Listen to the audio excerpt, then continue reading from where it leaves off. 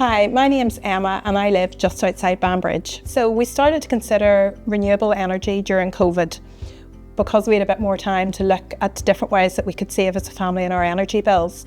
So in the spring of 2022, my husband started to do a bit of research into different renewable energy resources, and we started to hear about Encom through different friends of the family.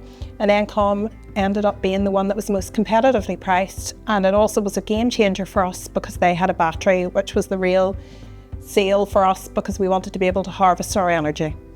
Working with Encom has been really straightforward and seamless. From our phone call and coming out to survey the site has all been really straightforward. Any question we've had, even that they've seemed really silly, have been answered. It's been really straightforward and we can't say a good enough word about Encom. So since our installation, we actually got the panels installed in the spring of 2022, so we were still very much in the height of COVID. And at this time, the energy prices had significantly rose. So what we do and how we manage it with ourselves is in the summer we have our 10 kilowatt battery which charges during the day. So we actually haven't had to buy heating oil since 2022 because we're able to use the energy that we have during the day to heat our water.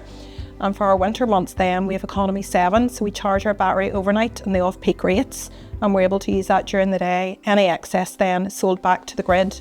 Savings wise, our energy bills quarterly have gone from £150 to £200 to approximately £30 to £40.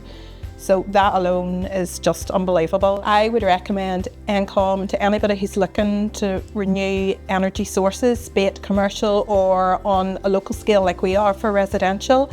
They've been easy to work with and I can't say a good enough word about them. Renewable energy is the way forward and it's something everybody should consider as a family.